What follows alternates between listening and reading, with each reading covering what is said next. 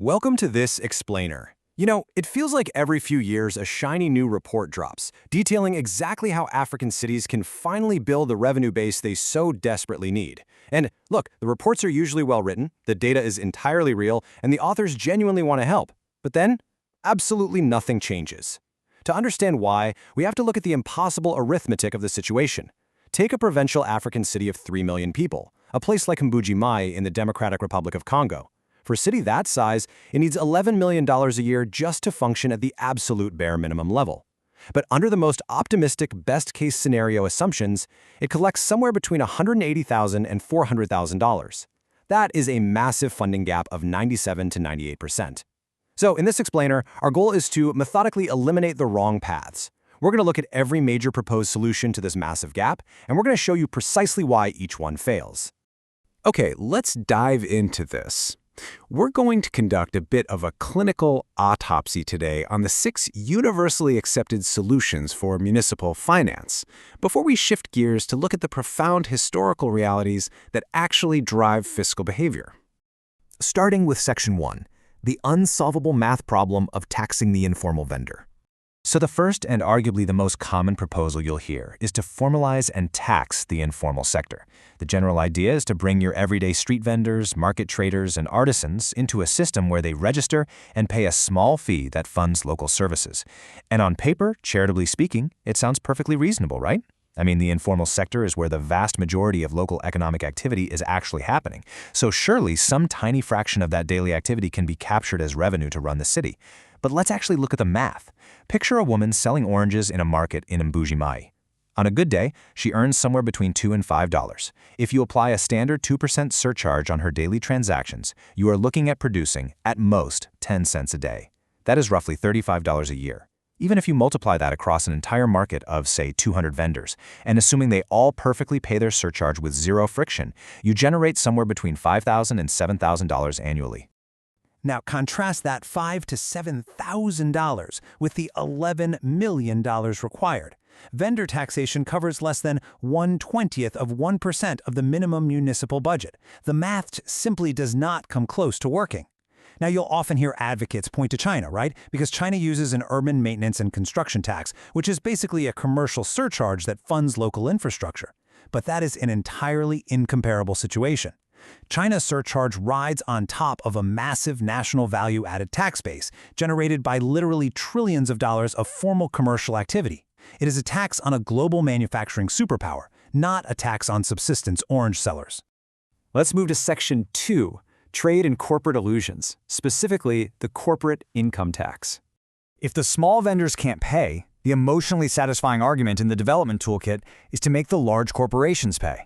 Tax the local brewery, tax the cement company, tax the massive telecom operator. They are generating real revenue, so make them contribute to the city they profit from. Makes sense, doesn't it? But this solution completely fails upon contact with reality. And this brilliantly illustrates how multinational enterprises actually operate through something called transfer pricing. Here's how it works. Step 1. The local subsidiary manufactures or distributes a product, but they sell it to a related company at cost, or maybe just below cost. Step 2. That related company, which is almost always registered offshore in a place like Mauritius or the Netherlands or the UAE, buys the product. Step 3. That offshore company then turns around and sells the product at market price. So the margin, the actual profit, is captured in a jurisdiction with a 2 or 5% corporate tax rate. The local subsidiary back in the African city shows a loss or near zero profit year after year. As a result, the local corporate income tax collected is effectively zero. The scale of this is just staggering. Africa loses an estimated $88.6 billion annually to these flows, which is nearly equal to all the foreign aid the entire continent receives in a year. And here is why this matters for our explainer. This is a global architectural flaw in tax law, meaning local mayors in Africa are fighting a battle they physically cannot win with municipal tax instruments. Even in a place like Lagos, which boasts one of Africa's most highly capable revenue service and recently generated $857 million in internally generated revenue, they rely heavily on formal payroll taxes, PAYE, for 73% of that revenue, not corporate income tax. You simply cannot solve an $88 billion global architectural flaw with a local municipal tax instrument. Which brings us to Section 3, Resources and Digital Dreams. So if we can't tax the poor and we can't pin down the corporations, what about just keeping the wealth that's already in the ground? Let's look at resource retention. The argument here is to let a city like Mbuji-Mayi keep a fair share of its own diamonds. Well, according to the DRC's 2006 constitution, a 40% transfer of national revenues to provinces and municipalities is the law. It's on the books. But the reality? It hasn't happened for 20 years. Why? Because the political incentive for the central government to maintain absolute control over resource revenues is an unyielding wall. Without a fundamentally different political settlement, no viable collection mechanism can exist locally. Furthermore, there's a harsh economic reality specific to places like Mbuji-Mayi right now. Natural industrial diamonds are being rapidly replaced by synthetic alternatives in manufacturing. You absolutely cannot build a long-term fiscal foundation on a rapidly eroding market. Then we have the proposal to just digitize everything, right? Mobile money, automated microtaxes, biometric IDs. In places like East Africa, this actually has a lot of potential. But look at the context of the DRC. Electricity access is approximately 22%. Mobile data outside major hubs is highly unreliable and incredibly expensive. People point to Rwanda's incredible digital tax success, but they forget that it was built on top of a capable state that spent 15 years constructing the underlying registries and institutional legitimacy first. Technology is the final layer, folks. It's not the foundation. Applying East African digital formalization models in the DRC without that basic infrastructure foundation just results in expensive, non-functional e-government shells. Okay, moving right along to Section 4, Property and Service Traps. A massive favorite in Western policy circles is the annual property tax. In many Western countries, property tax is the stable, boring foundation of municipal finance. But it is structurally incompatible with many African cities for two immediate reasons. First, over 90% of working adults have daily, highly variable incomes, making an annual, fixed payment architecturally incompatible.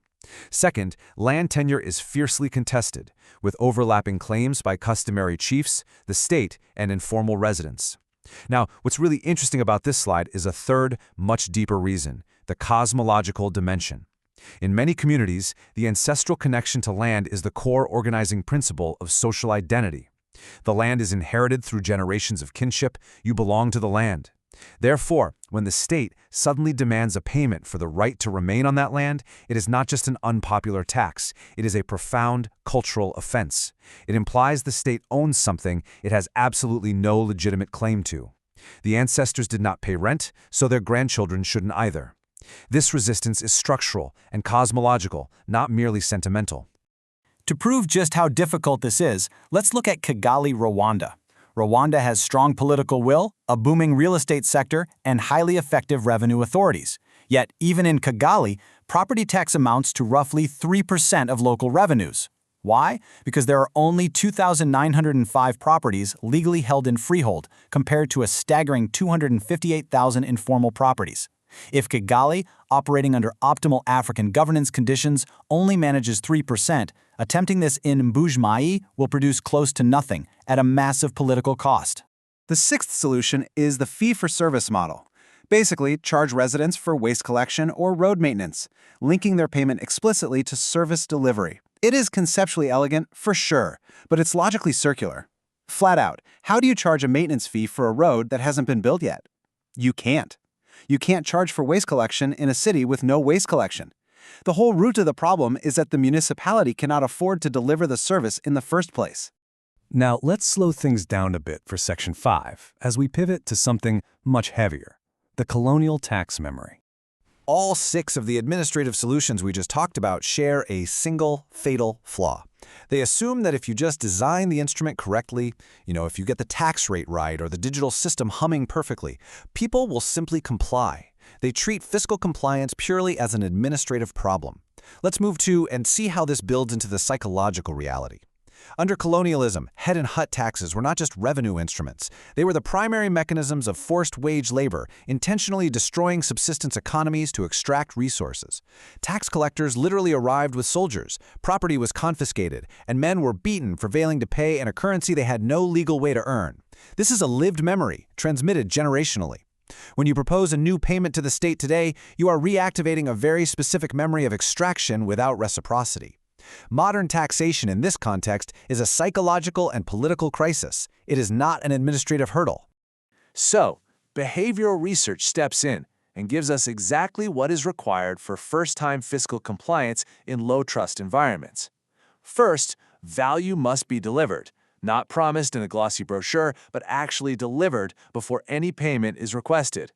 Second, the instrument has to be perceived as fair among peers. And third, non-compliance must carry real, enforceable consequences.